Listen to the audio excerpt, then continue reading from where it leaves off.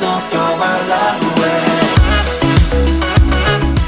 Bonjour, dans cette vidéo je vais vous parler du livre La surprise étoilée qui a été écrit par Vanessa Marie Sabin. Ce livre n'a pas d'éditeur puisque c'est une auto-édition. Ce livre je l'ai lu sur ma liseuse Amazon Kindle, mais vous pouvez avoir le livre sous format papier, il suffit juste de contacter en fait l'auteur sur son Instagram si notamment vous voulez une dédicace. Personnellement j'ai opté pour ma liseuse parce que c'était plus rapide pour lire vraiment rapidement ce livre, mais j'avoue j'aurais beaucoup aimé avoir une dédicace de la part de l'auteur. Ce livre est sorti en février 2021, donc c'est vraiment tout récent, c'est début février. Et ce livre contient environ 300 pages. À présent, je vais vous parler de l'auteur. Donc Vanessa Marie a fait des études de droit à la faculté de Clermont-Ferrand. Donc elle a pu exercer en tant qu'avocate pendant 6 ans. Aujourd'hui, elle vit dans le sud de la France pour se consacrer à l'écriture de romans contemporains, ainsi que la lecture, les chroniques littéraires. Donc son premier livre s'intitule Le jeu en vaut la chandelle. Je vous en parlerai, je pense, début avril, puisque je viens tout juste de le terminer, donc je préfère vous parler d'autres livres avant, puis après je vous en parlerai, j'ai tellement hâte aussi de vous présenter.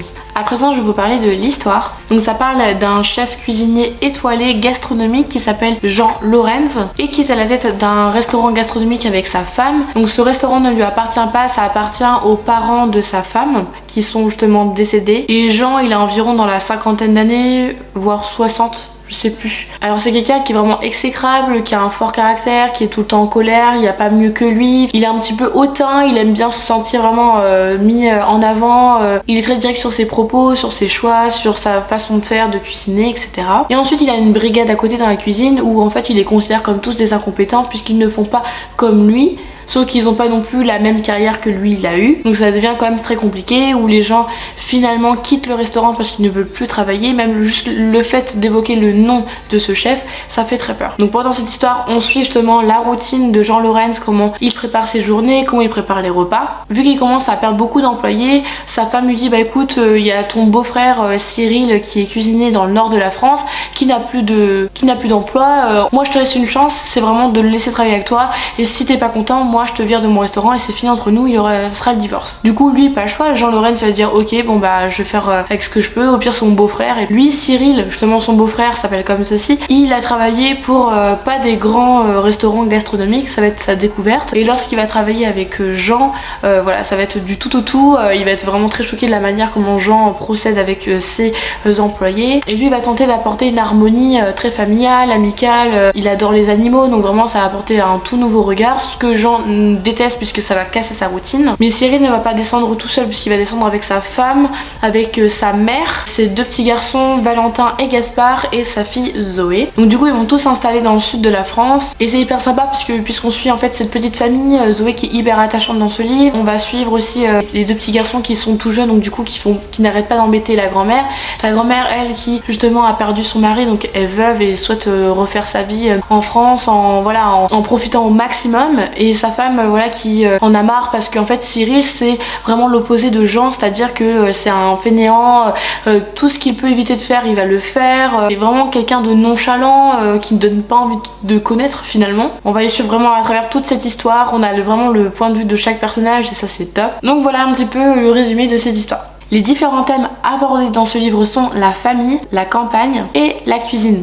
Mon avis par rapport à ce livre, pour un deuxième livre je le trouve vraiment génial. Donc c'est le premier que j'ai lu sur les deux qu'elle a pu sortir. Donc en gros Vanessa Marie m'avait sollicité sur Instagram sous l'un de mes posts en disant voilà j'ai écrit un livre, si cela t'intéresse n'hésite pas à aller voir et les lire et donner ton avis par la suite. Et moi je lui ai dit bah voilà ok je veux bien prendre le temps de les lire et si ça me plaît pourquoi pas en faire une vidéo. Et là j'ai été choquée de la plume mais vraiment magnifique. Une fois que j'avais terminé le livre j'ai été voir les avis sur Amazon et j'étais vraiment étonnée de voir tout plein d'avis positif parce que moi je ressentais la même chose que pour un deuxième roman. Je trouve que c'est bien écrit, c'est tellement fluide, on ressent tous les personnages, on arrive vraiment à se plonger. Même moi j'avais l'impression de vivre avec cette famille en fait. Quand j'ai fermé le livre ça m'a fait quand même un petit pincement au cœur parce qu'il y a certains personnages que j'ai moins adhéré, c'est-à-dire le personnage de Cyril. Au début je me disais non mais vas-y il aide jamais sa femme, il est comme ça au travail donc je comprends pourquoi Jean il réagit ainsi. Mais après je me suis dit oui mais il a ce petit côté chaleureux qui apporte de la joie, du bonheur, de la gaieté et un tout nouveau regard sur la la cuisine de Jean. Par contre, celle que j'ai détestée, c'est la femme de Jean qui est juste horrible. Alors même si à la fin, quand on apprend plusieurs choses, on se dit, on comprend pourquoi elle réagit comme ça. Mais le personnage, non, j'ai pas aimé, j'ai pas accroché. Et moins je pouvais en lire sur elle, mieux c'était, parce que franchement, je la trouvais odieuse avec son mari. Après, je comprends aussi au niveau de côté de Jean, quand il a son caractère fort, on a envie de lui dire, c'est bon, calme-toi aussi. Jean paraissait vraiment avec un fort caractère devant ses employés, mais finalement derrière tout ça, devant sa femme,